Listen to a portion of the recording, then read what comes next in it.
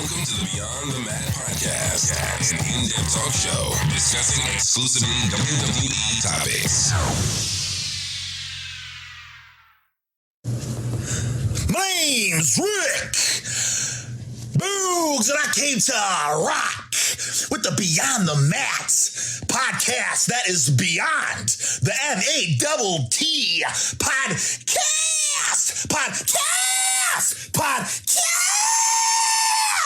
Ah!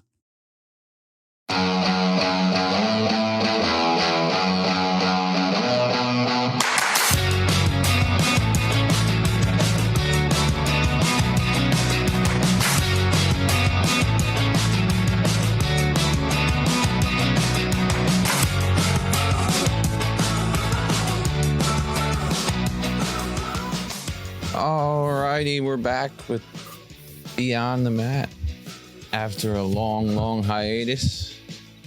Life got in the way for me and Brad. So nice. Brad's in Florida now. He's not in New York. How does it feel to be in Florida instead of New York? Sunny and warm. Yeah. Well, it's sunny up here, but it sure as hell ain't warm. I'm not in New York. I'm in Delaware, of course. We're on the road to WrestleMania, and we felt like we needed to get back on the Beyond the Mat train. So I'm in the driver's seat, got Brad in the passenger seat tonight, and we'll give a little WrestleMania preview for the fans, and we'll try to get back on track here. Other than that, how you been doing, Brad?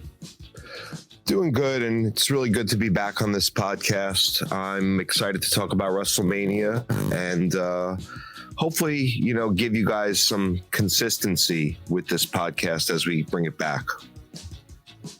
Yeah, definitely. That's our goal. Tonight, we're going to be bringing an ad-free experience. We're not going to have any ads in tonight's show, and we're going to try to get through the WrestleMania card as it was. There's really no reason to go back to Raw or SmackDown because a lot of it was just set up and further storyline development for the WrestleMania card matches. But we got a couple good ones. We got a big main event that I think a lot of people are just assuming Cody's going to win. And, I got a take on that one. I also think that, a lot of other things are possible here, and a lot of things are to come. I think that WWE's in a spot right now where they got to finish out these storylines. And we got some guys who came back from injury. Rick Boogs is one of them. We got guys waiting to come back. And I think that after WrestleMania, we're going to see some change in those guys and, a lot of new things. But we've also had the big bloodline development, the Sami Zayn involvement, which I was, getting stale of at first. And then it just got better and better and better. And then blew off at the Royal Rumble when Sami Zayn hit him with the chair. So a lot has happened since we last talked before Extreme Rules, Brad. Yeah, it really has. And it's, I'm really just as excited for the change of the guard after WrestleMania as I am for what's going to happen in WrestleMania. Because like you said, a lot of things are going to change and a lot of things are going to happen that are going to be super interesting. We're going to have people returning. I would imagine a Randy Orton. I would imagine a Matt Riddle. I would imagine a bigger spotlight on certain people who have kind of been left out of this WrestleMania card a little bit. And I'm excited for the possibilities that lie ahead just as much as I am for this show. And, there's also things that are going to happen on either Saturday or Sunday that none of us, or maybe some of us are thinking, but that the vast majority of us are predicting to happen and are going to go the other way is basically what I'm going to say, is what I'm trying to say. I think everybody thinks Bianca's retaining. What if she doesn't? Everybody thinks Cody's going to beat Roman now. I say not so fast on that one. I think that the one match that I can't really figure out, you figure that Rey Mysterio would put Dominic over, but I don't know. I think Dominic wins because he has Priest at ringside and things like that. But I'm getting ahead of myself here because we're going to go through the WrestleMania card, talk about each match, and announce very early was a match between Austin Theory and Champ is here! John Cena. And I think that that match with John Cena is interesting because, you know, obviously it's a big match for us. Biggest match of Austin Theory's career by far. Right? There's no arguing that. It means a lot for him to beat John Cena, especially on that stage. The guy's going to be a champion probably the next year or year and a half, whether it's the world champion, the unified champion, universal champion, whatever the hell they're calling their champion at that time. He's going to be it. But I think that it would do Theory better if he actually lost this match and got over in the promo battle, or at least came to a stalemate in the promo battle with Cena somehow, whether Cena wants to pre-tape crap, because that actually is easier for Theory to cut up. Because going into this WrestleMania, the Go Home Raw, they had Theory cut a pre-taped no crowd promo where they could have done that in 27 takes, where every time he messed up or said something stupid, they said change, you know what I mean? And there's nobody there to wad him. There's nobody there to throw him off. And so my point is, let's just say Theory loses, Cena retains. They have a rematch at Backlash. And over that 4-week period, Theory really comes into his own on the mic with John Cena, beats him, gets his U.S. title back at Backlash rather than retaining it here in a one-off match with Cena. And it really proves to Cena and to the fans, more importantly, to the masses, that, I think that'll really get Theory over. What do you think? I think it's definitely a possibility, because that Backlash show is going to be in Puerto Rico, and they're going to want something big. And I would guess odds are Roman Reigns is not going to be a part of that show. I know Bad Bunny is going to be hosting it. They're definitely going to want something big, and I would imagine another Cena match is the perfect way to do that, with him holding the championship. So I do think it would show Theory overcoming an obstacle here. I think it would be very exciting for Cena to win this title at WrestleMania. I think it has a strong possibility. I do give the slight edge to Theory retaining, because I don't know if Cena wants to continue and do another 4 weeks of WWE and another pay-per-view, but you never know.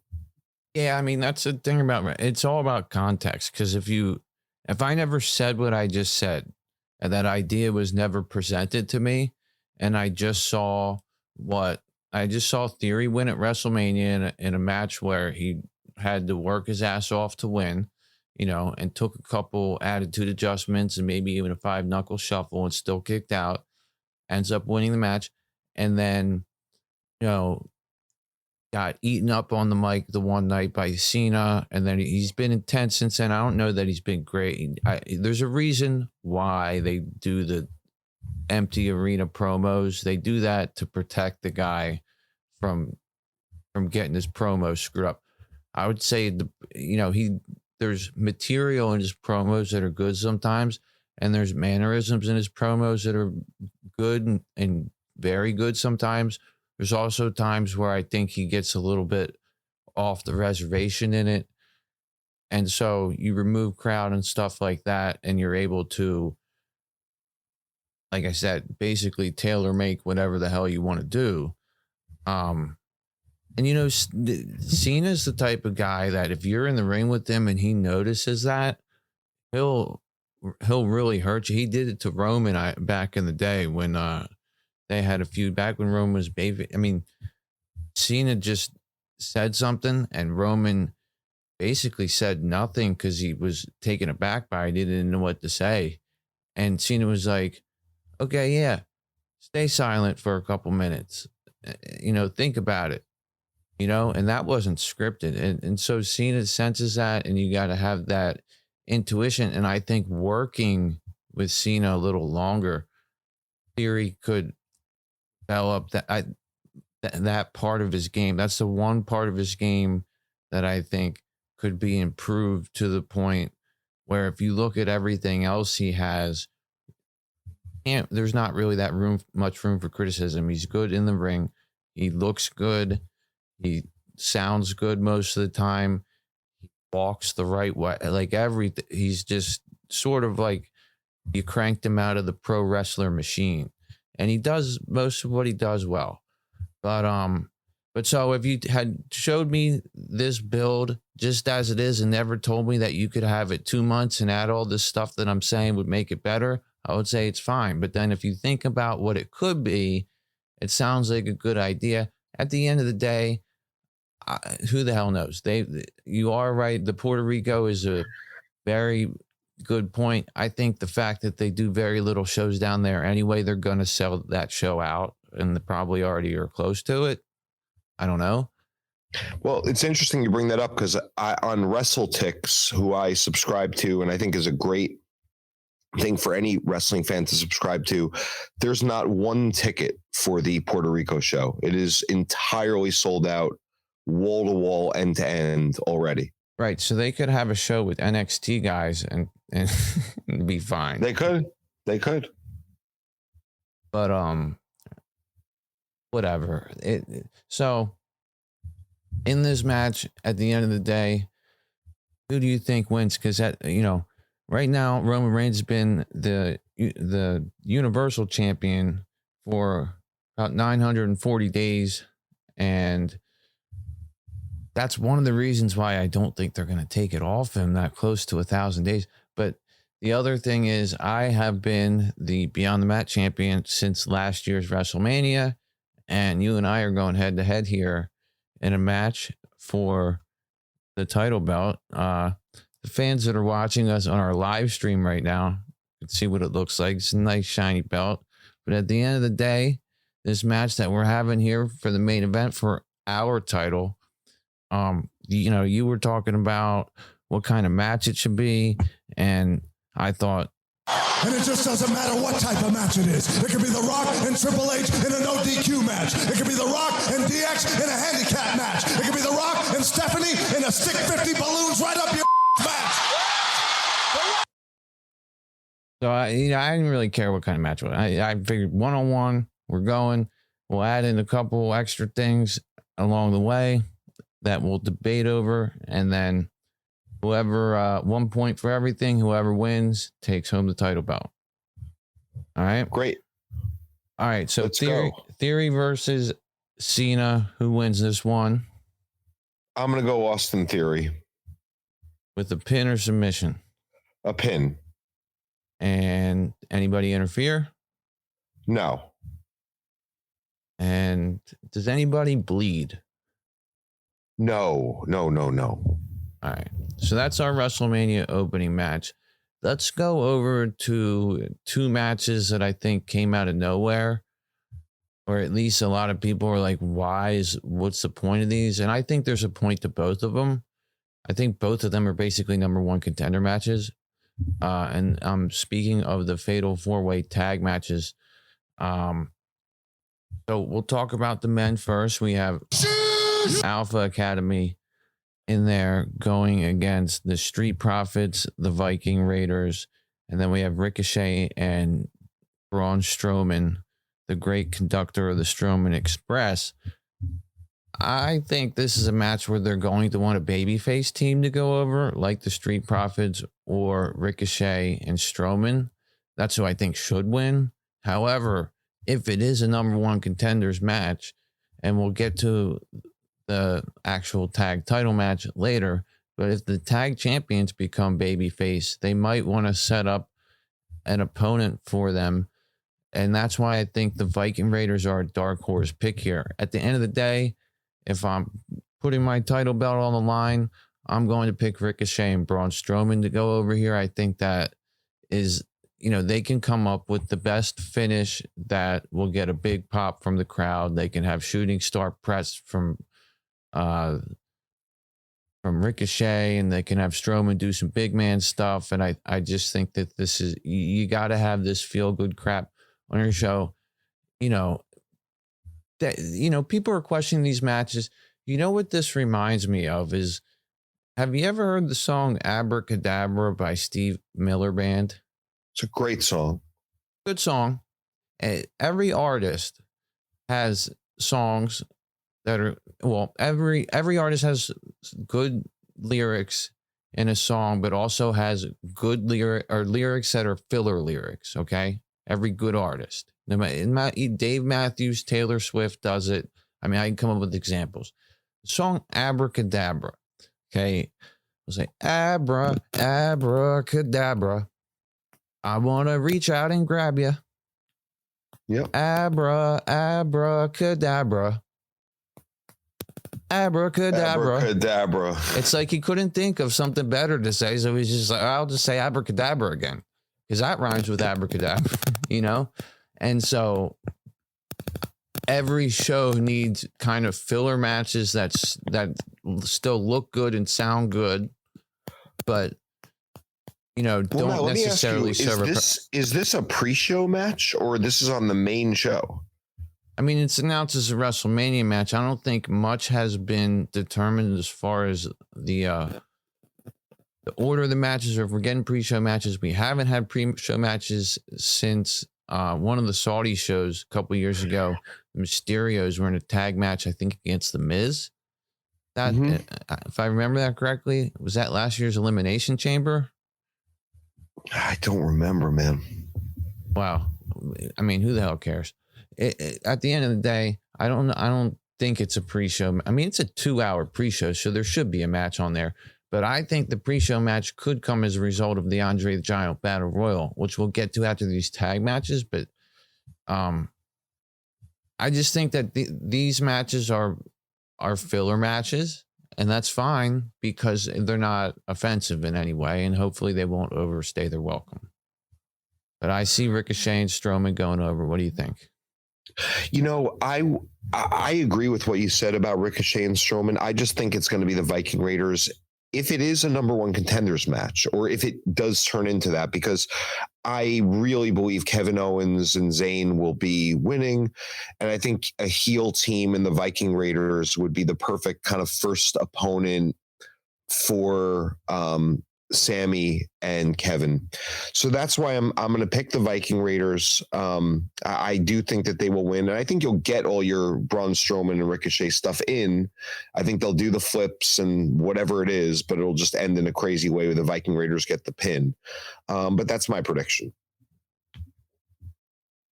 Yeah, I mean, they can easily put in all the spots with Montez Ford and Ricochet and all. I just think that they're going to possibly, just the way we'll see. I guess when I explain all of my picks at the end here, I'll explain sort of where I'm going with this, because you want to kind of balance out your heel and face wins, and maybe have a couple more baby face wins at WrestleMania, and you may have a big heel win. So I think we're gonna have a baby face win coming out of here. So we're gonna go with the Viking Raiders, and I'm gonna go with Ricochet and Braun. Now let's go over to the women's showcase tag match, which, if it's a number one contenders match, and even if it's not, I still think that this is going to be a heel team winning here. I think Ronda Rousey and Shayna Baszler are going to win this match by submission. In fact, let's go back to that men's match real quick. I think Strowman and Ricochet win with some kind of double team move. It'll be Ricochet pinning Gable. And who do you think from the Viking Raiders pins who? I think it's going to be a splash by Ivar on maybe on Ricochet. All right, Ricochet takes the fall here. Good, not could happen. Yeah, I think because with all those high flyers in there, you could end up with Ford doing a dive over the top, and then it takes out a bunch of guys, and then the last two guys in the ring are Ivar and somebody like Ricochet or Gable, and they do the Viking experience if Eric's in there, and then match is over if you do that. So it could also be awesome seeing a splash from Otis and a splash from Ivar maybe at the same time. Like, it would be really cool. And then a shooting star press and a frog splash by Montez Ford where he does I would do all 180 four. midair. I would do all four back to back to back to back somehow. I would do that. I think they're gonna work. They're gonna work this match well, the same as they did with those the men's tag match for the Raw titles last year was one of the better work match in night 2, and then that match on Raw last year when Owens and Rollins were tagging together, that match was great. You know, and they had all those spots. They had a Tower of Doom spot in there. You know, but yeah, this is going to be a great match. It really will be. Yeah, that's what I mean. It'll be a crowd pleasing match for sure. Now, on the other hand, we have the women's match. We have the team of Shayna Baszler and Ronda Rousey that, you know, I was waiting for them to put together and it took forever, but they finally did. I think they're going to win this match, and I think they're going to win the match by submission and they're both going to have submission locks on somebody at the same time in the middle of the ring, because I've seen them do that finish at house shows all the time, and I think it looks really good.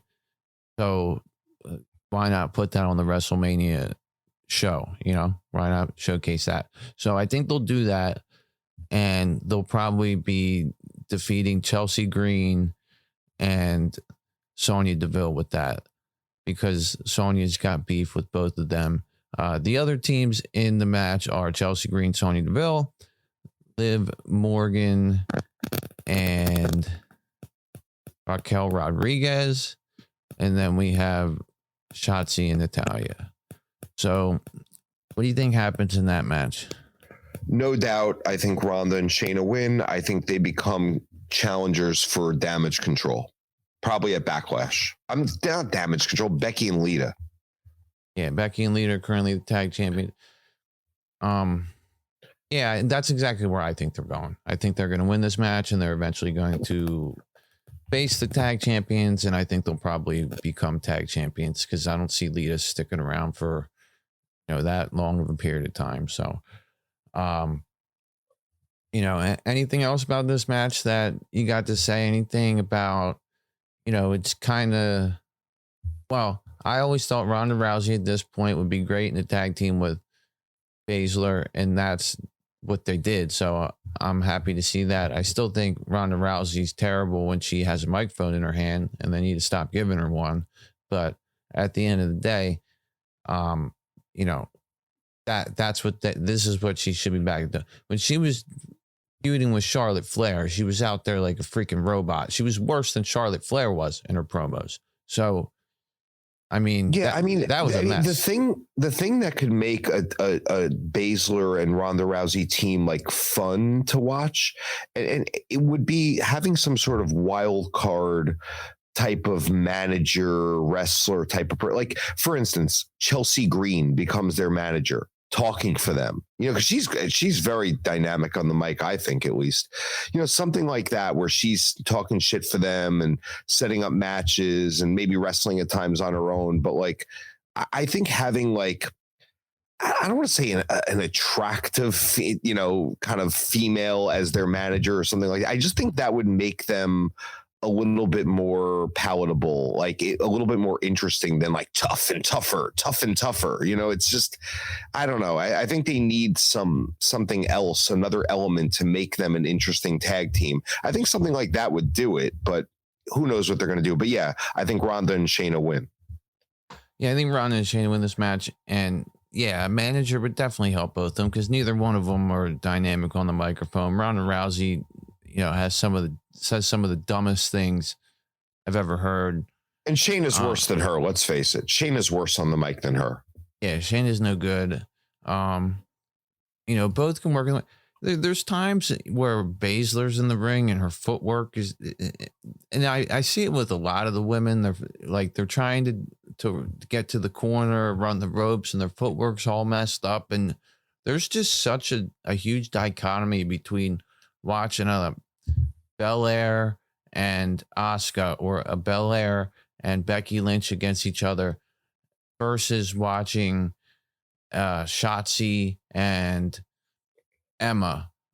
You know, it's just so noticeable, and you know, whatever. So both have Ronda Rousey and Baszler winning by submission. So, and listen, I'm really high, and I don't want to stay on this match too long, but Chelsea Green, I'm very high on. I think after Mania, she's going to be doing some interesting things because I legitimately see her in the ring as, you know, someone who's a good wrestler, and she actually has a lot of talent in the ring. She's better than the Shotzi's of the world and the Shayna Baszlers of the world, in my opinion. And she's also interesting, and I think that she could, you know, be someone that after Mania does some cool stuff. Yeah, you see, I don't think she's better than Shayna Baszler. I mean, Shayna Baszler was in the MMA, and Shayna Baszler's always having to wrestle against people like Shotzi or people like Emma or whatever. All these people whose footwork is terrible in the ring. So I think part of that affects the way we perceive Shayna Baszler, because she's never put in a position that's good. She's too busy on that up, down, down station with Xavier Woods playing video games and stuff like that. And so I just don't enjoy her matches, man. Like every match I've ever seen, and I don't enjoy it. And that's kind of part of where that comes from. Yeah. I mean, I feel the same way about Ronda Rousey. I mean, Jesus Christ.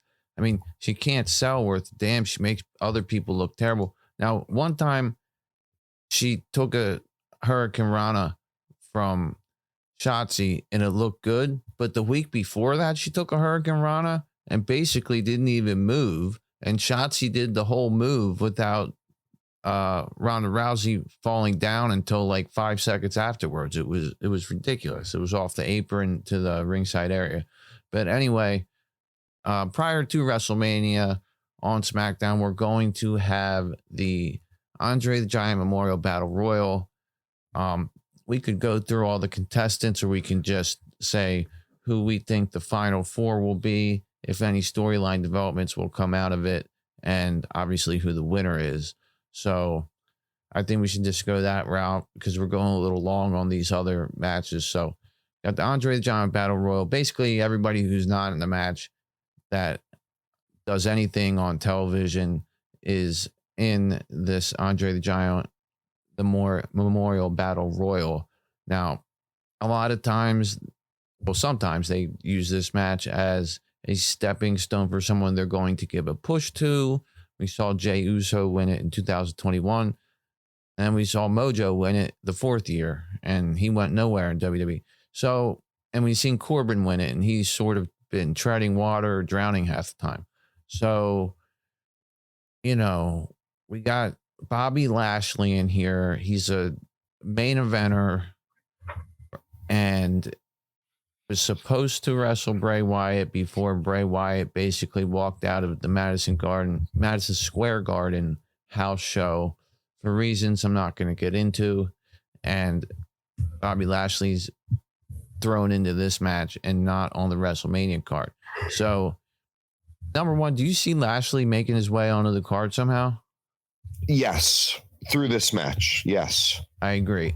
So let's just get to it. We'll get right to it. I think what's going to happen in this match is LA Knight's going to screw Bobby Lashley over somehow in this match and cause him to lose or get thrown out. It might be after LA Knight gets eliminated, and then Lashley's trying to do something, and LA Knight, pulls the rope down when Bobby's trying to run the ropes and spear somebody. Something like that could happen. We got Rick Boogs in this match. Bronson Reed, we know Triple H likes him. And LA Knight's in it. LA Knight's been talking all along about how he should have a match. So I think that development will happen, and we'll end up with the Lashley and LA Knight match at WrestleMania, probably night 2. A lot of the night 1 matches have been announced, kind of, because there's, Seth Rollins and Logan Paul. Seth Rollins talking about how we're going to fight on your birthday. His birthday's April 1st. So obviously that match night 1. So I think Lashley and LA Knight will lead to a match. I think at the end, we're going to have Bronson Reed in there. I think Boogs will be in there towards the end. I think Lashley will be in there towards the end, and LA Knight will screw him over. And then Karrion Kross will be in there at the end. Maybe a smaller guy will be in there as well towards the end, but I don't know. And maybe LA Knight's that smaller guy. But I think at the end of the day, Bronson Reed's going to win. Bronson Reed, that's an interesting. There's a lot of guys I could see in the final four of this thing. Bronson Reed, I could see Corbin. I can honestly see Madcap Moss being in the final four just because he won it last year, and maybe they act like this is his thing. Obviously, Lashley, LA Knight surely will be two of the final four. Boogs, I can make a case for being in the final four. I'd love to see Boogs win it, to be honest with you. I don't think that's going to happen. I do think it will be Lashley, LA Knight, with one of them beating the other. And I could see it Lashley eliminating LA Knight and LA Knight being pissed, and that leads to the match. I think it's more logical that LA Knight eliminates Lashley at the end, but yes, it's basically those guys. I did forget about Bronson Reed. He's definitely someone you could see in there at the end for sure. And there's quite a few really good entrants into this match. I love battle royals. I think it'll be fun to watch. Well, yeah, because they don't have a card with everybody on it.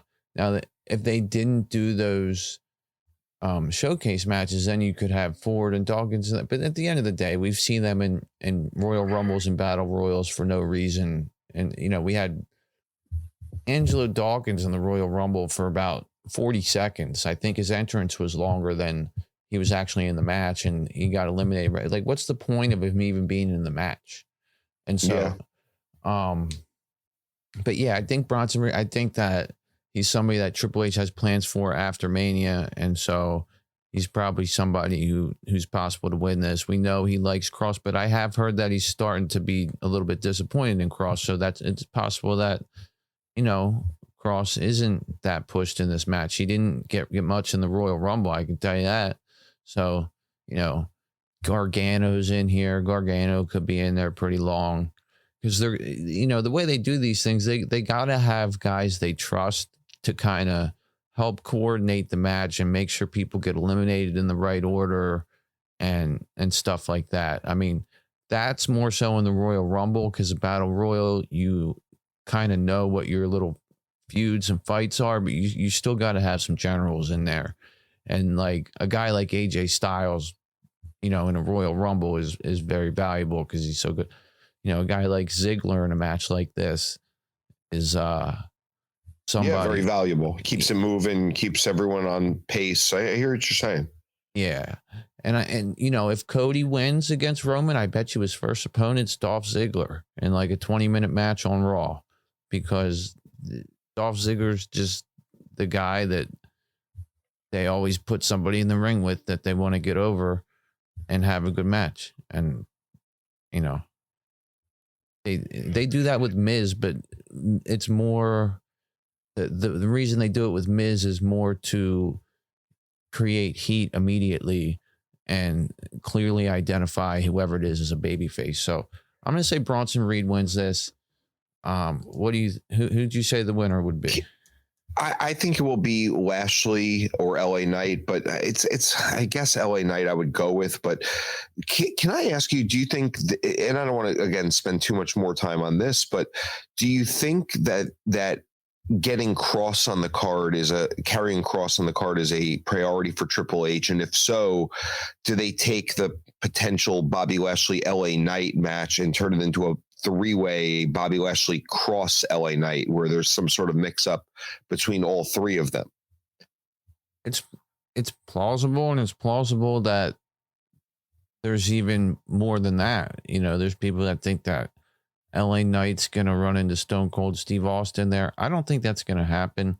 I don't think so. People saw Stone Cold Steve Austin working out, but it's because he's in a reality show.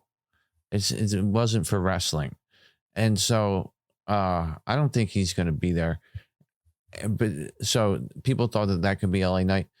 So then you have the triple threat idea. But if you did have Stone Cold and LA Knight at WrestleMania, then you could have Lashley and Karrion Kross. But I just feel like that would come out of nowhere. And I think the two guys that need the Mania matches are Lashley and Knight. I don't think Kross needs it. I don't think Triple H think Kross needs it. I think the only reason to have Kross do it is because of the presentation of his entrance and having them do that at WrestleMania. But, just the way the show feels these days, I don't feel like Cross is that much of a priority right now. And let's not forget, man, Santos Escobar is in this thing. I'm not saying it's going to lead to anything, but he's not someone that's going to be eliminated early. I can tell you that much. No, I don't think he will or should be. And I also think that he's somebody who's going to be involved in the WrestleMania card in a certain match that we're going to get to in a minute.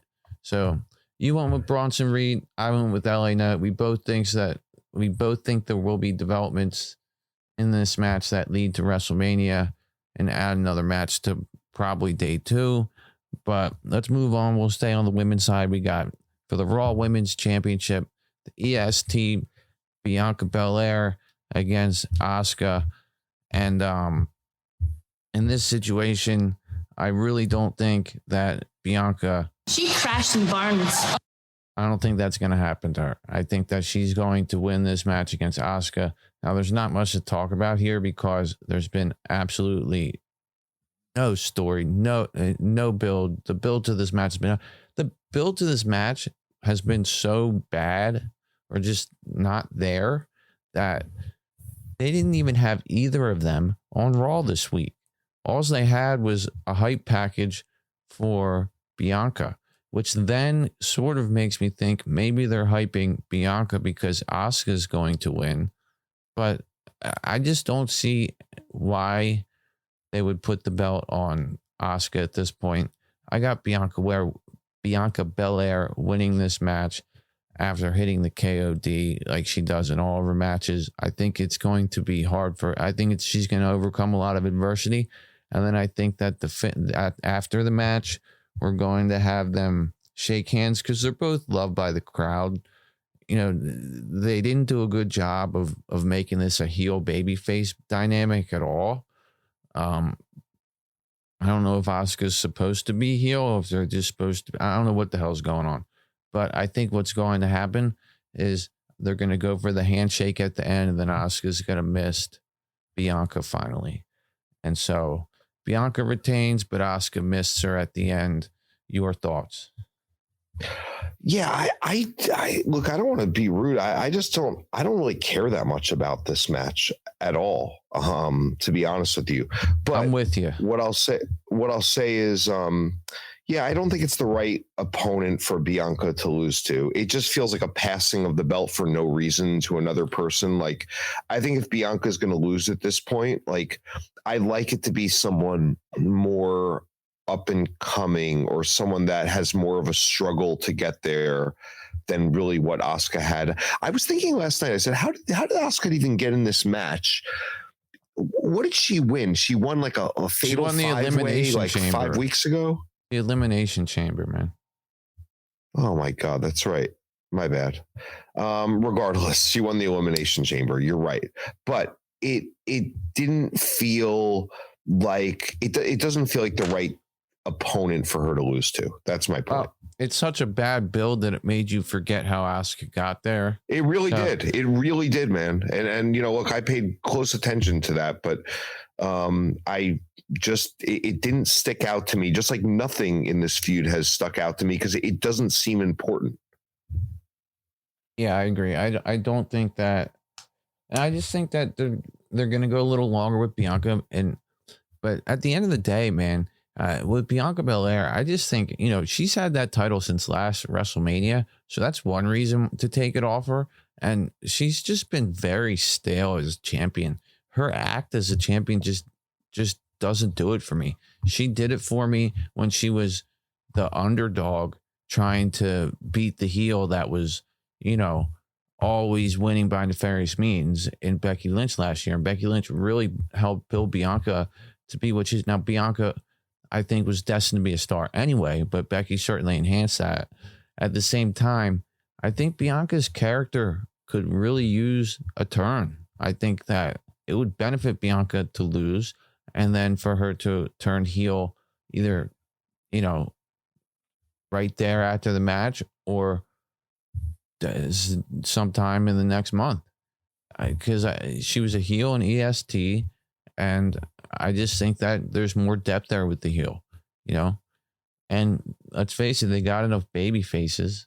So, and I wonder, so the last title defense she had was Alexa Bliss. Is that correct? Or did she? It was Alexa Bliss. Yeah, it was where we thought the Wyatt thing would come into play, and it never ended up really materializing too much. I just want to touch on this real quick. A lot of people think Alexa Bliss hasn't been around because the Bray Wyatt stuff, but it actually has nothing to do with that. She recently had skin cancer removed from her face, number one. So that's one reason why she's been away. But she also was on The Masked Singer. So she had to shoot that. So she wasn't available to be part of WrestleMania build.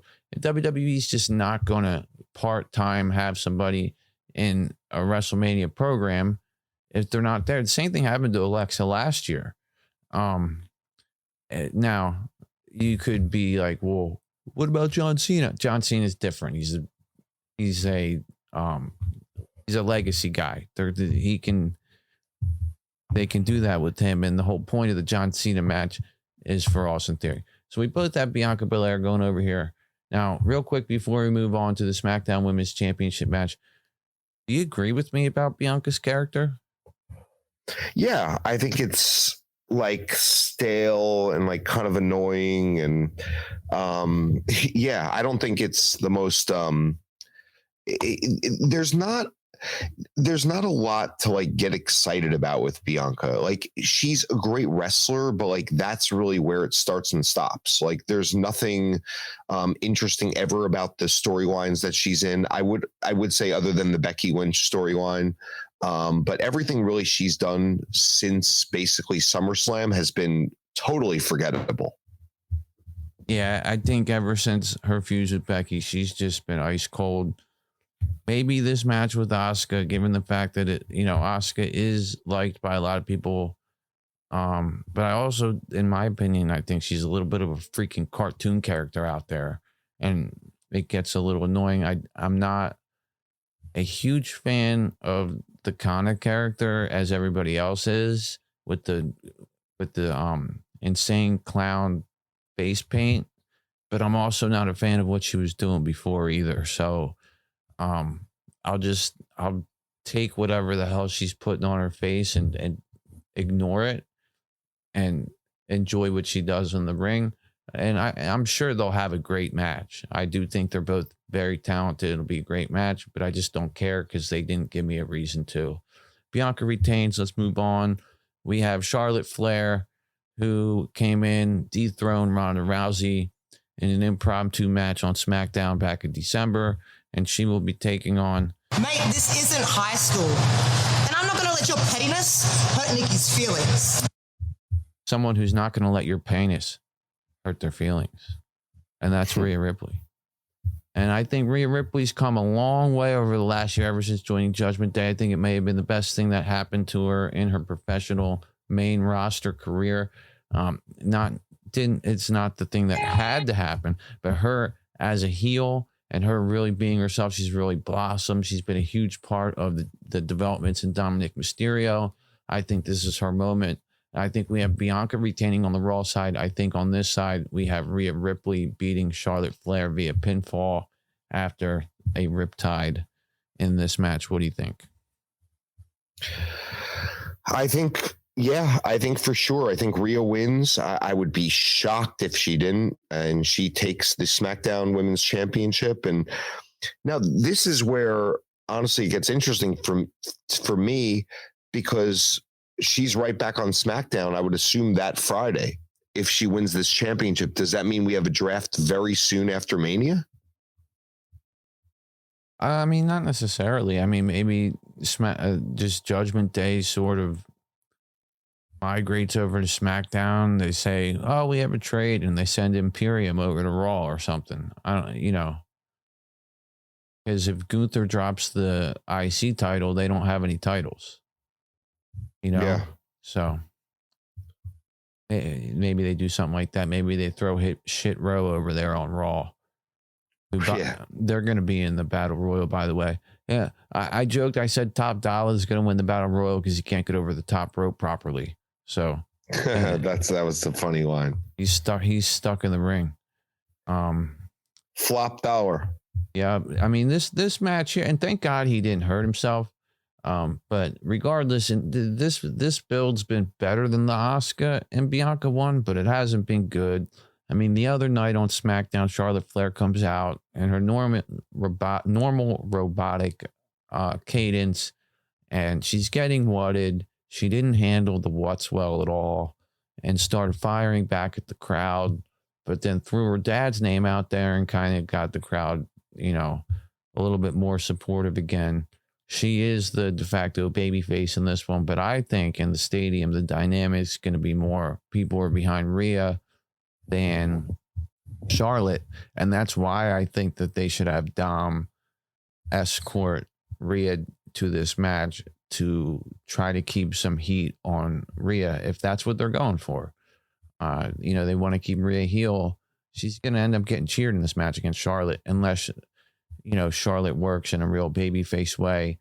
And Rhea is very heelish just in her mannerisms and her timing and her crowd interactions. And so we'll see how it goes. But this is a sort of tough one to look at in terms of how is the crowd going to respond to this. But I definitely think Rhea wins. I do too. And you have her winning with a pin. Winning with a pin with a riptide. Do we have anybody interfering? I think you could see like someone from Judgment Day, like one of the men, like kind of slightly distract Charlotte, like maybe on the top rope or something, maybe, but not an actual interference. No. Yeah, I think there'll be some kind of distraction probably from Dominic, but I don't think it'll directly lead to the finish. It'll lead to just Charlotte not being able to do something in the match. Like maybe she's trying to go into the figure eight, and then when she's putting it on, Dominic's on the apron or some crap. But anyway, but also that's crap that they do on Raw. So, for a Mania match, you kind of want to see him pull out all the stops. So we'll see what happens. I kind of see a little bit of shenanigans with Dominic in this match, because in the Bianca and Asuka match, I don't see anybody getting involved. I think Bianca goes over clean as a sheet. And so that's that. See, I could see Alexa Bliss magically interfering in a match like that. I could see that. Yeah, I mean, so you want to put that's that the on, only person. You want me to put that on the scorecard? Nah. As you're under your surprises? Maybe a surprise, yeah. All right, so we'll put we'll make note of that. But let's move on here. IC title triple threat match. We got Gunther, the reigning Intercontinental Champion, been doing fabulous work against Drew McIntyre and Sheamus. Recently, McIntyre went for a Claymore on his buddy Sheamus and ended up taking out Gunther. Gunther the other night at that contract signing, which happened to be the only match for WrestleMania that needed a contract signing, threw the table out of the ring. And I thought that thing was going up into the fourth row and taking out a bunch of fans. I mean, Jesus Christ, what that looked dangerous as hell. But, a lot of people were, and I agree. IC title is the only title Sheamus has never won. Drew just said, you can't beat Sheamus and I can, or you can't beat Gunther and I can. He said this to Sheamus. And then we have Gunther, the reigning champion. Who do you see going over this match and how? Man, I have really mixed emotions on this because I would love to see Sheamus win it. And I do think it's going to be his last opportunity against Gunther. And I can see Gunther winning it. I cannot see Drew winning it. But what I do think will happen in the match is that Drew will hit a Claymore on Gunther, which will lead to the Sheamus win. And I think that's I'm going to go with Sheamus with the win. But man, Gunther is so great. It's kind of hard to, almost, envision him losing right now. But I think, probably the thing that they're going to do is the Sheamus victory, which will be a great moment, I would imagine. Well, if you take the IC off of Gunther, you can move him on to some bigger things. And I think that is what they're going to do. I think Sheamus is going to win this one. I do think that there's an outside chance Drew wins, but I actually, in my gut, feel like Drew's actually going to end up helping Sheamus win, and not even by accident.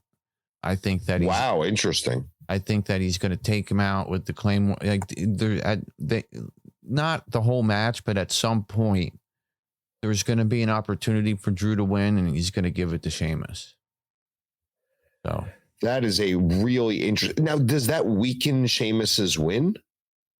No, because I think that they'll have Sheamus do enough. It might be that, it could be a situation where Sheamus actually takes out Gunther with the bro kick or something, and then Drew is set up for the Claymore, runs at Sheamus, and then says no, Claymore Sheamus, but as Drew's on his back, Sheamus falls on top of Gunther and wins. That's something that they would do in the Triple H regime. They did it with Austin Theory, Seth Rollins, Lashley in that U.S. title match. I just think something's going to happen where Sheamus is going to win this match, and McIntyre is going to help. And Gunther will no longer be the IC title holder, but he has sure made that championship look a lot better over the past year. So we both have Sheamus going over by pinfall, and we think that Gunther's doing the job. Yeah, I do think so. I mean, yeah, I can't see Gunther losing that championship without getting pinned. It's just, I don't like the idea of Gunther losing, because I think he's been so good and really has elevated the idea of the Intercontinental Championship a lot. I mean, he talks about it with such reverence and such respect. Yeah, that's what I was saying. I just said that. He's really made that IC title seem a lot more important than it did when Nakamura had it and never defended it. Yeah, and he gives it that boost that really makes you feel like he almost shouldn't get pinned, in a certain way. Like he shouldn't just legitimately lose it. He should maybe, lose it in almost a nefarious way, even with him being a heel. So I don't know, man, but I just do see Sheamus picking up the win. Well, while we're talking about nefarious things, we both think Sheamus is going to win, but everybody but Drew here is part of a faction. We got, Sheamus has Butch and Holland, and we got Imperium flanking Gunther most of the time. So do you see interference by any of them? Yeah, they will definitely get involved in some way, because it's no disqualification being a triple threat by its nature, right? Yeah, so obviously, I mean, as soon as they say no disqualification once, let alone every time they mention the match, something's happening that's not supposed to. Sure, absolutely interference. All right, so both going with Sheamus in that one for the IC title. And then I think Gunther moves on. If Cody wins, he may be Cody's first feud. If not, Cody's first feud could be Rollins again. And the thing about Rollins is his next feud could be Cody or Roman, whoever wins, So Rollins is always in a high spot and hasn't been champion in a while. It'd be nice to see him back on top. But we'll get to Rollins in a minute. We're going to go now to the old father-son matchup that everybody's been waiting for.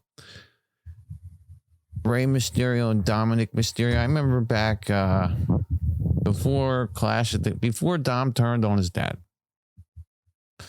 I told a pretty highly respected wrestling talking heads. I said, I think that this is where Dom turns on his father.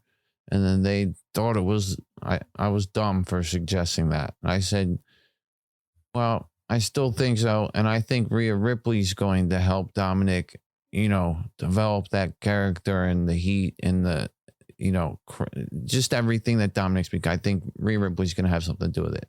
And I'll be damned if that's not what happened.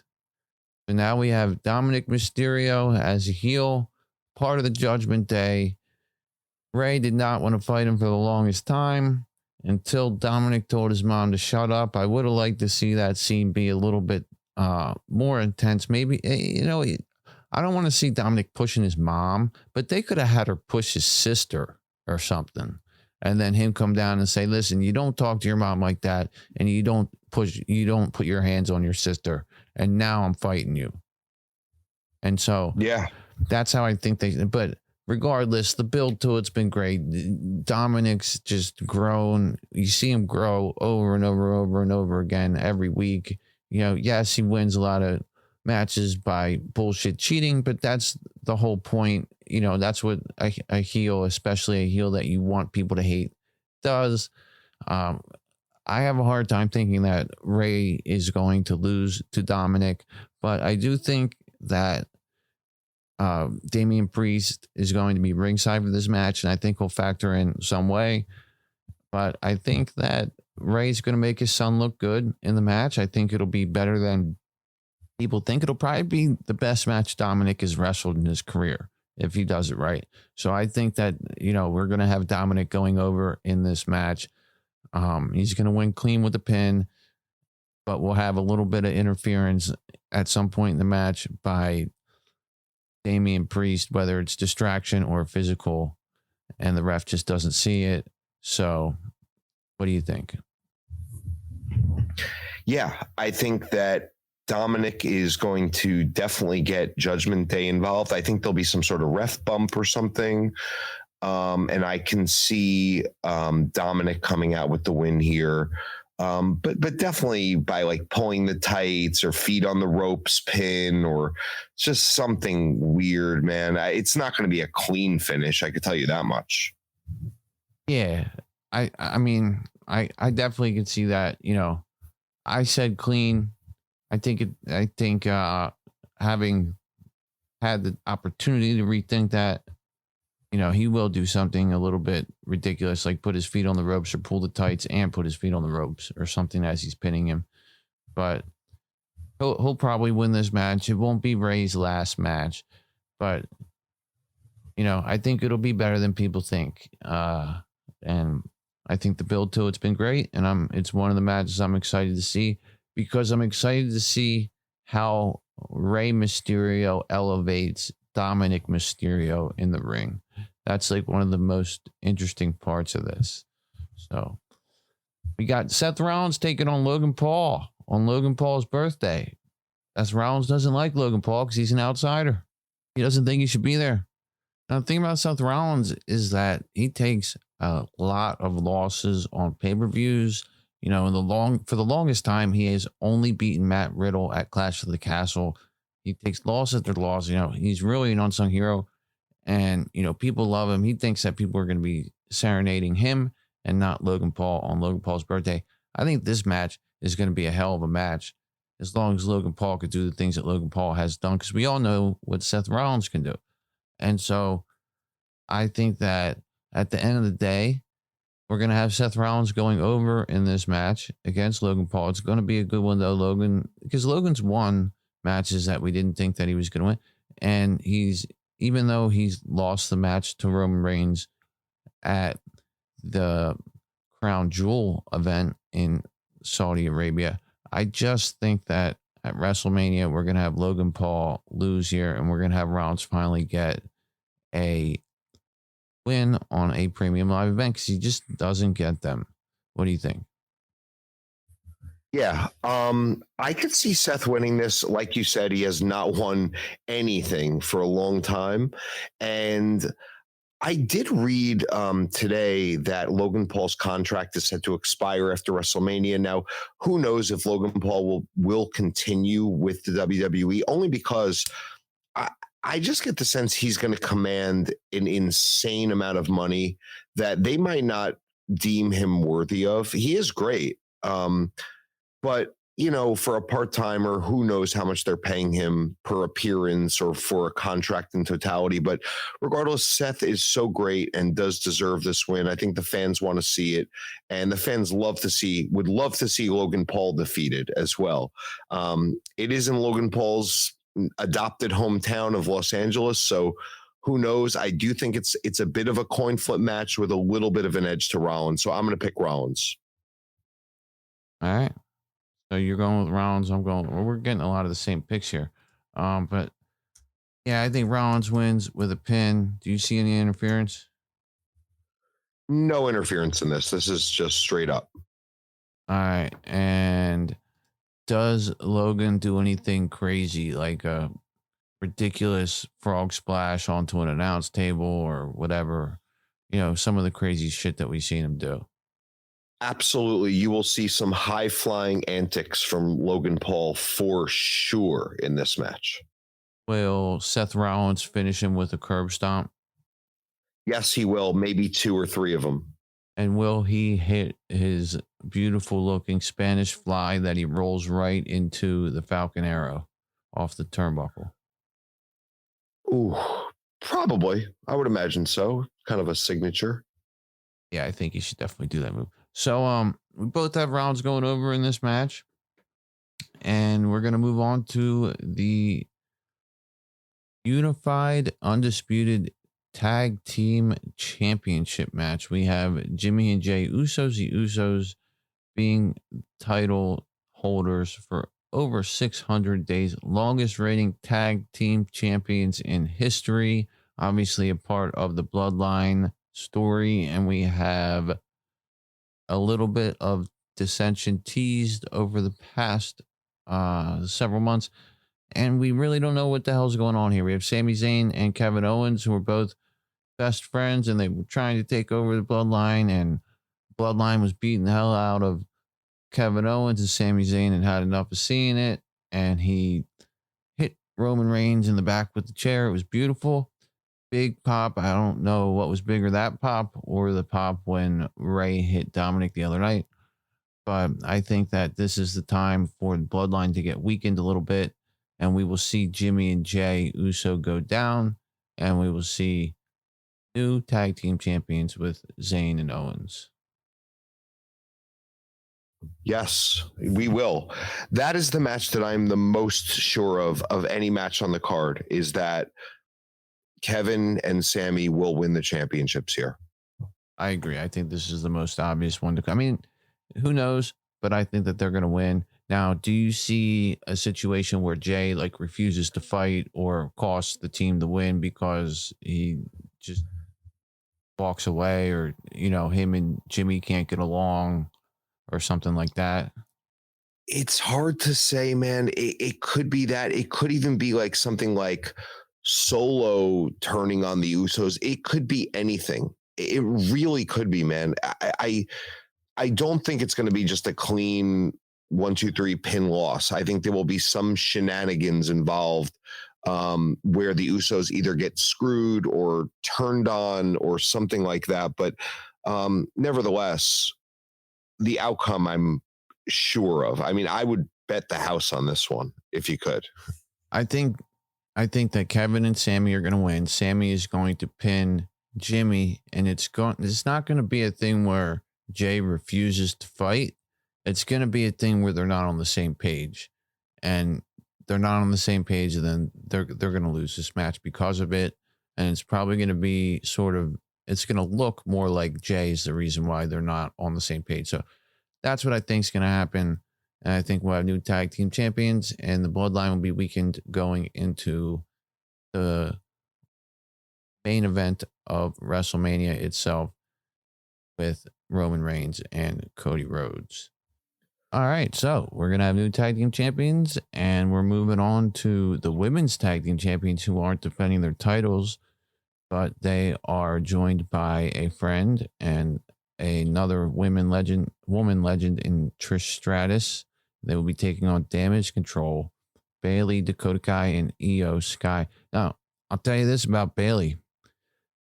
She has not been very overwhelming at all since she returned. I was excited to see her come back. I loved what she did in the pandemic era, or the empty arena era is, I guess, a more appropriate way to say it.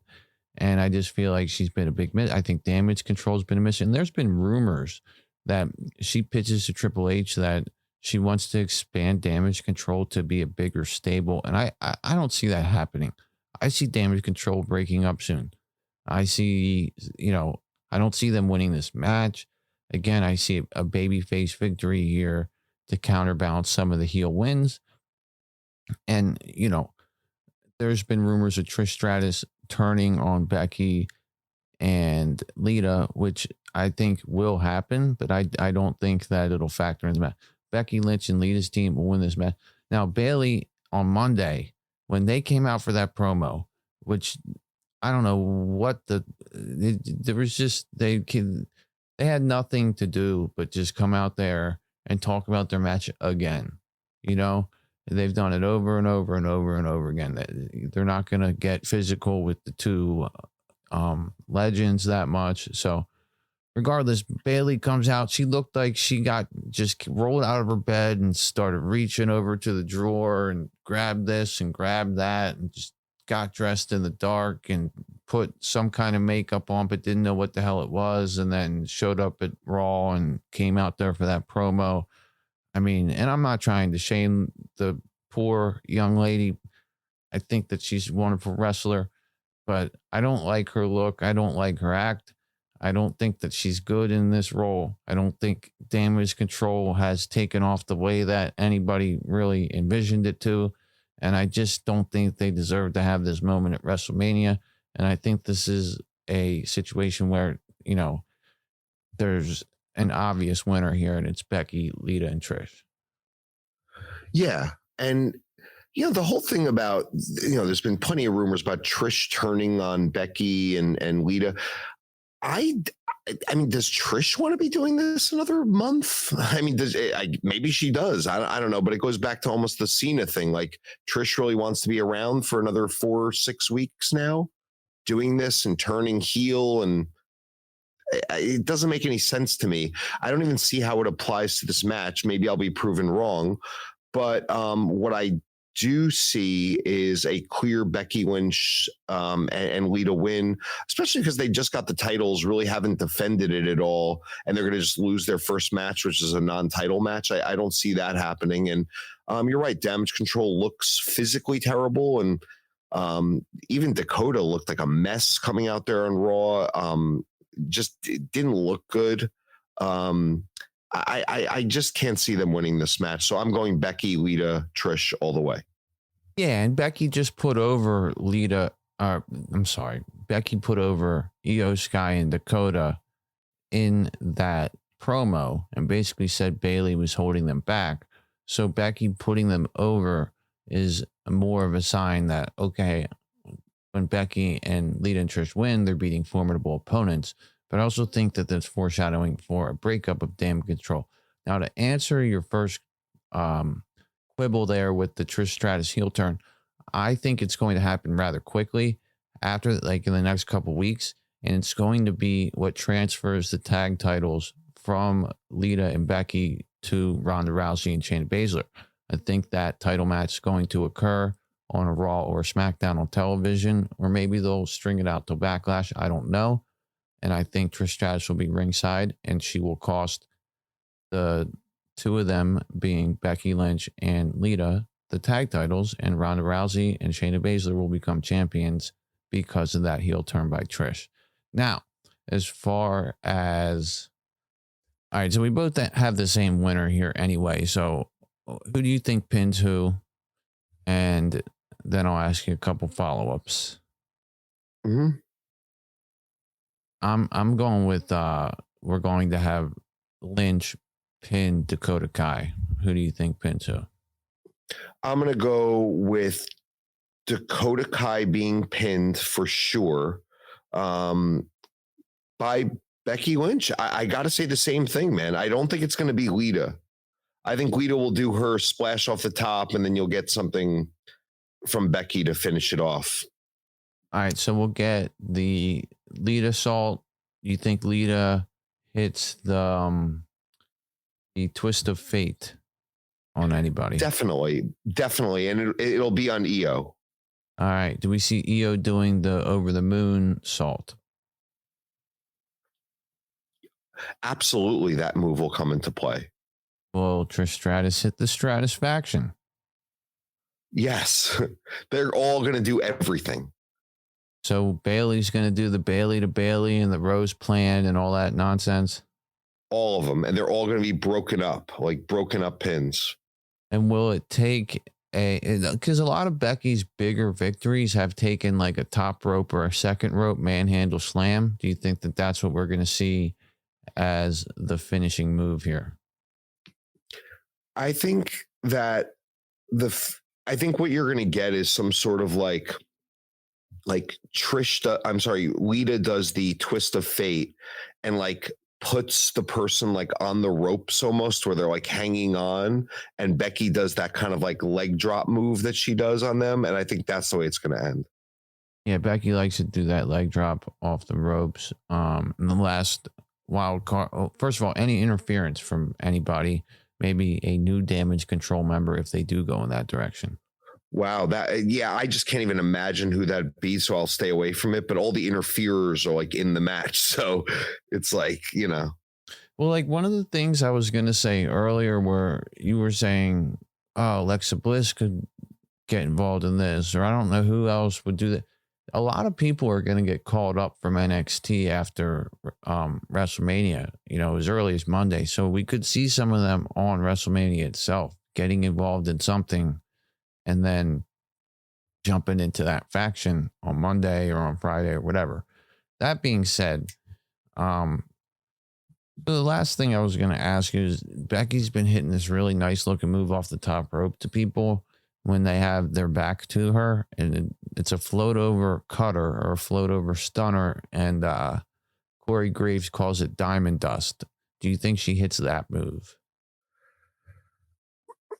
I don't know. I don't know, because I think there's a lot of moves to go around in this match. There's just a lot of people, and a lot of people get their shit in, and I don't know how long it's going to go either, because I don't think Lita, and even though they can tag out, I still don't think Lita and Trish want to go longer than say 10 minutes. So I don't know. I think there's enough moves to go around where it might happen.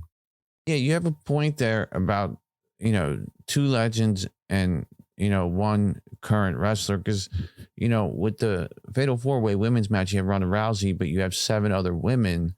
And Ronda Rousey's a little bit hurt right now. And, she's not great in the ring anyway. So they're kind of protecting her by having everybody else in there. And I think everybody's going to get their shit in that Fatal 4-Way match. Everybody's going to get their shit in here. I think she will hit a diamond dust, but we've talked enough about this. We both think that the babyface trio will win this one, and it'll be a crowd pleaser. So we're going to move on here to one more match before we get to the main event, and hopefully we won't talk about it for much longer than the actual match will be. This is a match where the entrances may actually be longer than the match. We have Brock Lesnar taking on Omos. I think that this is a situation where Brock is going to end the night looking at the lights, and Omos is going to get his first huge win over Brock Lesnar. I do think Brock Lesnar will hit the F5 and will get some German suplexes in on Omos, but the build to this match has basically been the same thing they've shown us for a couple weeks. Brock coming out there and trying to do what he does to everybody, to Omos, and then not being able to do it and kind of showing ass a little bit and being like, holy shit, I might not be able to manhandle this guy like I do every single person and thing that I do.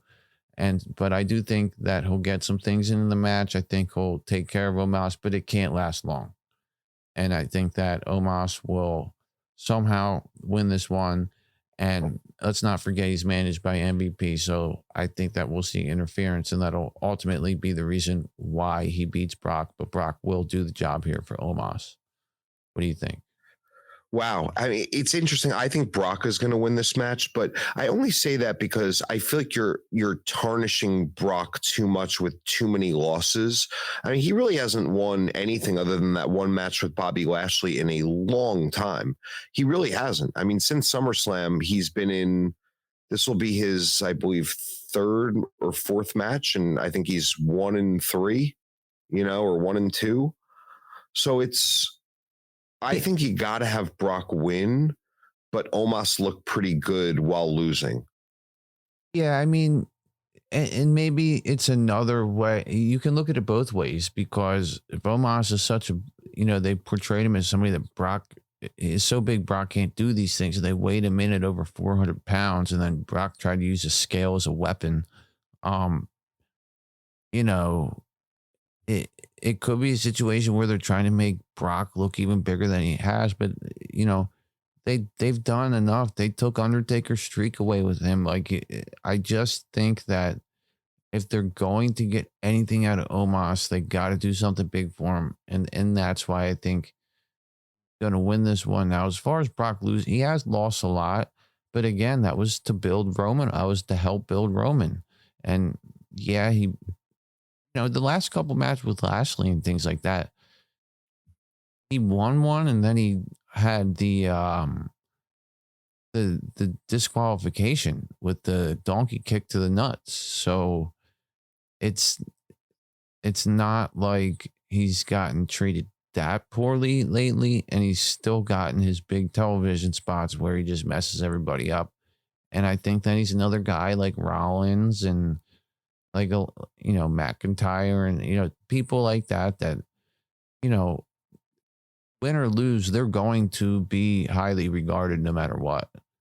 And they're going to be somebody who is important to be in a program with no matter what. So I think Omos gains more from the win, and he'll win. How many F5s? How many F5s do we see? Oh, man. 2. I mean, I'm also wondering if he's going to even be able to do it. It's kind of a heavy lift. I know, and I think that's what they're going for, man. They want to show everybody him right facing the hard cam, having that big giant on his back, and then hitting that F5, and Omos taking it. Yeah, I think it's a heavy lift. And you think Brock's going to win this one? So. Do you think Omos will kick out of the F5 at any time? Whew. No, I don't. No. I do think he will kick out of the F5. Do we see how many Germans? 3 or 4. All right. Yeah, I think. What's your over under? Over under 4.5. All right, I'll take the over. I'll go with 5. And do we see interference? MVP, yes. Yeah, and see that I agree, and that's one of the reasons I'm picking Omos in this one. The other thing is, I mean, I think you could see potentially interference from Lashley, especially since he doesn't have a match. You could, yeah. Right. You could.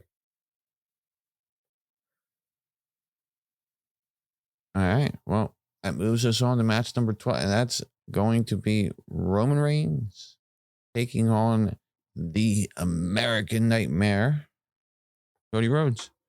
Cody Rhodes came in at number 30, and he won the Royal Rumble, earned this spot. We don't know what the hell he's going to do here. Is he going to win? Is he going to lose? What do you think? The build to this one's been okay. A lot of it was about, him completing the journey for his father and all that stuff. I think Roman's been great in his acting. But to me, Roman Reigns, especially since we have new tag team champions coming here, we can't just dismantle the bloodline all at once. It's been a slow burn to build it this way. It needs to slowly dissolve. I think Roman Reigns needs to title. Now, if he has scheduled time off or something like that, then okay, I'm wrong. But I think as far as the story goes, Cody Rhodes needs more. He needs more adversity. He came in at 30 and won the Royal Rumble. But I think they did that just to get him the spot because they know everybody wanted him to have this spot. I think it makes Roman Reigns, you're this close to 1,000. You're never going to have this guy for another 15 or 20 years who's holding the title for this long and that you've built this strong and that is doing this well. So you might as well keep the title on him now. Get him over 1,000 days. Get him past Santino Morales, and he's going to win this match because of that. If Cody Rhodes never tore his pec and they built him up over the last year, and, very unfortunate injury, and I love Cody Rhodes. If that never happened, I think that Cody Rhodes could win this match because I think that everything would have been different. But then we never would have probably seen the whole Sammy stuff. The stuff with Sami Zayn was absolutely great. That was wonderful. That was one of the best things that I've ever seen in wrestling in all my life, in 30 years. But getting back to this match, there needs to be more there for Cody to be the winner of this match. It's just not the time. I think he is the person to be the first to beat Roman Reigns, but I don't think that this is the time. And I think that Roman goes over in this match. I think there's interference. I think there's all kinds of stuff. I think an announce table is going to break. And we're going to get Cody Rhodes losing this match and probably not winning it until sometime in the summer. I think maybe he wins Money in the Bank and then cashes in at SummerSlam and does whole baby. I don't think that he's going to win. The feeling I have is Roman's retaining this title. That's why I picked so many baby faces, and that's all there is to it. I think Roman Reigns is going to retain here. I think he needs to retain here. I think it's the right thing to do. Whatever they do though, right, isn't necessarily wrong. If Cody wins, that's fine. And they just need to make sure that they tell the rest of the bloodline story well, because they've done it so damn well for so long. What are your thoughts about this one? Matt, I couldn't agree more. I was telling you this on the side before we started recording, but Cody needs some adversity built, in my opinion. I would love to see the step of the Usos losing the championship and Roman Reigns sort of taking a few weeks to admonish them for their loss and really making them look terrible, embarrassing them, still having them as part of his crew, but him still holding that championship. And I think that's a good part of this bloodline story that has to happen also. I don't think it's the right time for Cody. I think literally SummerSlam is the right time. You're going to need a gigantic main event for SummerSlam, and it's going to have to be something really special, I think. And if you have Cody losing this championship, maybe it's by interference by Solo Sikoa, maybe it's interference by Paul Heyman, maybe it's something else. I don't know. But if you have Cody losing this championship and then demanding a rematch with Roman not allowing that rematch to happen, forcing Cody to find a way to get to that rematch. Maybe it's via Money in the Bank. Maybe it's via some other method. I don't know how Cody gets that rematch at SummerSlam, but that would be such a more satisfying win for a Cody Rhodes rather than this. And it would be a great swerve because I think everyone has it pretty much booked that this is the end of Roman Reigns. And I don't think it should be. I don't know if the sale of the company factors in. I don't know if they say, hey, we're about to sell this $1 billion company. Don't we want this incredible specimen being our champion? Like this guy that just draws so much attention. And I'm not saying Cody wouldn't draw the attention, but with Cody, it kind of feels like wins the title. Now what? With Roman, it will not feel that way. It'll feel like, wow, there's more to go with this story. This is awesome. So for those reasons, I want Roman to win. I think Roman should win, but for the sake of our picks, I'm going to pick Cody Rhodes because he's a big favorite. And I think that they're going to go in that direction of Cody winning, but I don't think it's the right choice. I actually completely think it's the wrong choice right now. And I do, like you said, think Cody is the right guy in the same breath. Yeah, I definitely think he's the right guy. I just think that they need more time with the story. Like you said with the Usos, you know, they need to tell that story of them losing the titles and then there being, you know, uneasiness within the island of relevancy and cracks and things have, you know, vulnerabilities. And that's what ultimately leads Roman to losing. I don't think that they've shown that enough. He's still too calm and collective. And it just feels like he's going to be Cody. Now, this will be a hell of a match. It'll be one of Roman's better matches. I think Cody's a good wrestler for him. You know, McIntyre was a good wrestler for him. I mean, shit, Logan Paul was too. But, and even Sami Zayn and Kevin Owens were, but I just think it'll be a different looking Roman match than we know. It won't just be spear, Superman punch. You know, it'll look more like Rollins versus Roman match, but I just think it's not the time, and I think that Roman's going to win this match. Do you see interference? Yeah, definitely. Who do you think is going to be out there? Solo. I think that you might get a surprise where like the Usos aren't out there to start. Like maybe he's just accompanied by, I think he'll just be accompanied by Paul Heyman. Then I think you'll definitely see an appearance from Solo. And I think that stems even from the match on Raw that closed out Raw with Cody and Solo. I think that was a setup for something. Cody handing Solo his first ever loss in WWE main roster. Obviously he's lost in NXT before, but I think you get that sort of, you know, Roman's not coming with all the troops look, and then they all show up. But I do think there will be potentially problems with the Usos, and the Usos might even end up costing Roman that championship if it is going the way of Cody Rhodes. Does the announce table break? Definitely. How many Superman punches? 10? Yeah, I don't think 10. I think like probably 8, something ridiculous like that. How many spears does Roman hit? 3? How many disaster kicks by Cody? Oh God. I don't know, man. I can't even give you that, but I think, you know. What about Cody Cutters?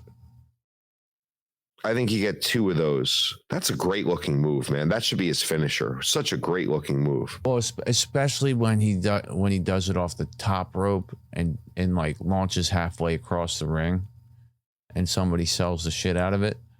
It's his best move, in my opinion. Does he hit the cross?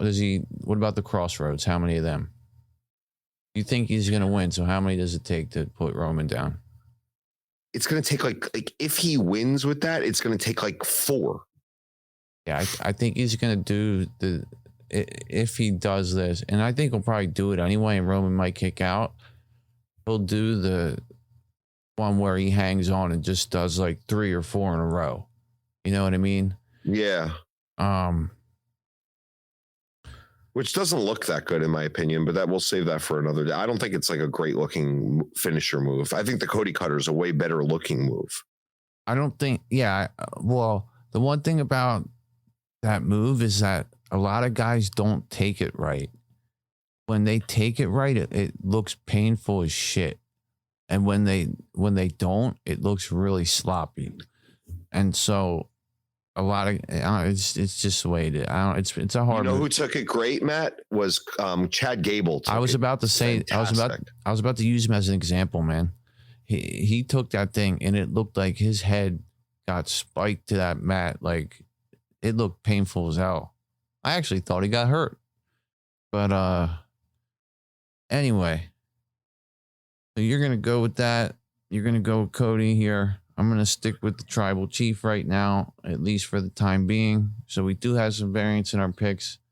A couple other extra things that we're gonna add here, just to get a little bit more points on the card here for the title being online. Because we had a lot of the same picks. How many announce tables break throughout the night? Well, I think you're gonna have like 2 on like night 1 and like 2 on night 2. All right. Do we see The Rock? Oh man, that's another way Cody could win. Like The Rock comes out and who's the real head of the table and ref bump, the whole thing. I almost wish this match was a no disqualification match so we didn't have to have another ref bump to get other people involved, Well, that was the next thing I was going to ask you is, do you see a ref bump in this match? Because it's not a no disqualification match. All right. So you think we'll have multiple ones again? I think it's going to be crazy as shit, man. Think they're going to overbook it a little bit? No, not crazily. Not as much as like we've seen in the past with other Roman matches. What was the Kevin Owens match was like crazy. Overbooked. I mean, they do. Sometimes it's like they got 3 ref bumps in there. They got a low blow and the belt and a chair and the Usos, Solo, Heyman, everybody. It's just like, what the hell, man? Just you really don't need to do all this stuff. But they should have just made a no disqualification. I really wish they would have done that. Yeah, I know. But that goes to the build, and that's what I'm saying. Like, this title change needs to be a bigger match, a bigger kind of match, and one that Cody had to do more to earn. And that's what I think. I mean, yes, he won the Royal Rumble and put Gunther out, and Gunther had gone coast to coast. Cody beat 6 men. Okay, he didn't. If they would have had Cody come out number 1, then that would have been wonderful. Part of the reason they had him come out 30 might have been because he hadn't been wrestling in a while. He didn't have the cardio to go an hour in the ring, But do you think that the reason they had him come out 30 is in anticipation of almost like this wasn't the right setting or venue in WrestleMania for him to win, and that's why the road seemed easier to get there, and they intentionally did it like that? I think that's possible because he can lose, and part of his next promo is winning the Royal Rumble at 30 isn't even how I wanted to get that title. I want exactly what it should be is, I had the road of getting 30 at the Royal Rumble, and now getting this title match again because I got screwed is going to be the hardest journey I've ever gone on. Well, yeah, he could say that's not the story. Isn't that I just had this easy path? It's a harder path, and I'm going to complete that path, and then he'll complete the path. And if they do it that way, I think that works. And then you have Roman, being an even longer champion than he is, like I feel he should be.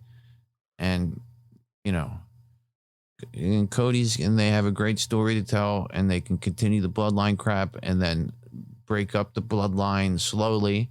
And Cody can have this great story, and they can do stuff with the IC, do whatever the hell they need to do.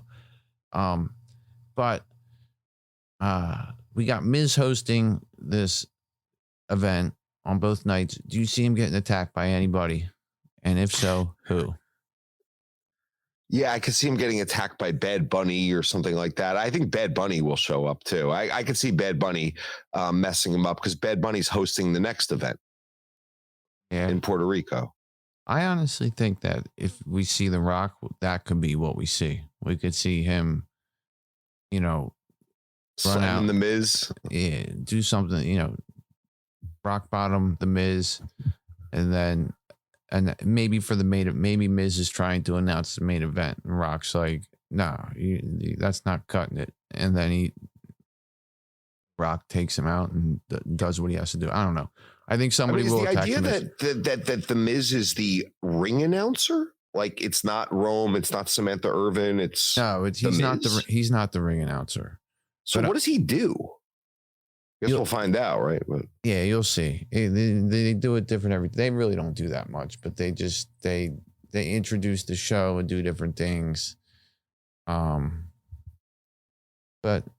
anyway, man, that's pretty much it. That's all I got for this one. We went a little bit longer than we thought we would, and yeah, I see Roman going over. We got a good card here to go from. You might steal my title. We'll see what happens. I think I'll remain champion, but if you do, kudos to you. Kudos. All right. Kudos to you, man. That's what I think. And I'll give you a Gable thank you also. Yep. Well, let me just start this off and just say, thank you. Man, that was a funny segment with that quiz show. I forgot about that. Yeah, I like that, man. Oh, that was freaking phenomenal. You guys, I'm sure all remember it, but yeah, that quiz bowl thing was funny, man. There were certain people that thought that it was like really dumb, and I actually thought it was entertaining as hell. But great stuff. So it makes the world go round, man. There we go. Yep. But yeah, I mean, I think this is going to be a decent WrestleMania. I thought last year was much better than we all thought it was going to be going in. And, it'd be a good show. I do have a trivia question for you when you're ready. I'm ready. All right. So, the WWE Hall of Fame is going to be on Friday night after SmackDown. You going to be watching that at all? No, probably not. I'll catch the clips, though. All right, well.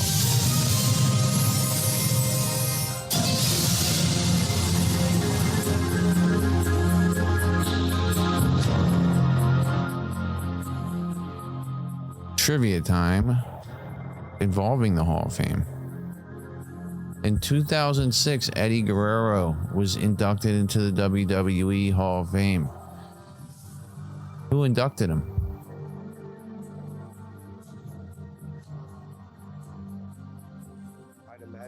It's a famous luchador Latino wrestler. No, I'll say Vicky Guerrero. Why not?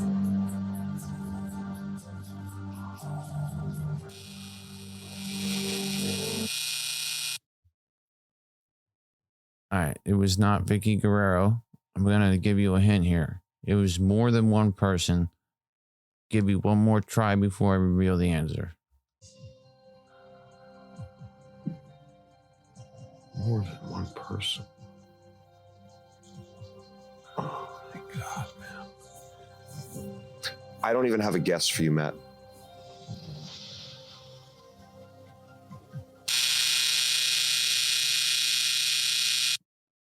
Okay, the answer is Chris Benoit, Chavo Guerrero, and Rey Mysterio.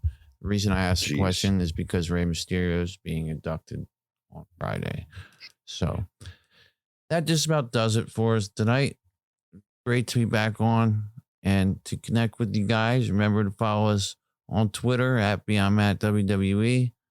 Try to crank out a show for you guys once or twice every week. And, enjoy yourselves. Enjoy WrestleMania weekend. It's going to be in Philadelphia next year, which is about 10 minutes from my house. So, maybe we'll plan some kind of live event or get together. But this is WrestleMania 39. Those of you who are going, enjoy it. Brad, any final last words for our friends before we sign off for the evening? make sure you watch Stand and Deliver too, because that Braun Breaker Carmelo Hayes match is going to be amazing. All right. Yeah. Stand and Deliver Saturday afternoon. A lot of wrestling for Friday, Saturday, Sunday, Monday. But it's that time of year. And we're, pouring it down the road to WrestleMania, and we're right. I can say that the sign for the exit, we've already passed it. So the exit's coming up, and we're going to be at WrestleMania. It's going to come and go real fast. So fasten your seatbelts, everybody. All right, Brad, have a good night. You too, Matt. Great show. Thanks for listening to Beyond the Mat. Remember to subscribe so you don't miss a show.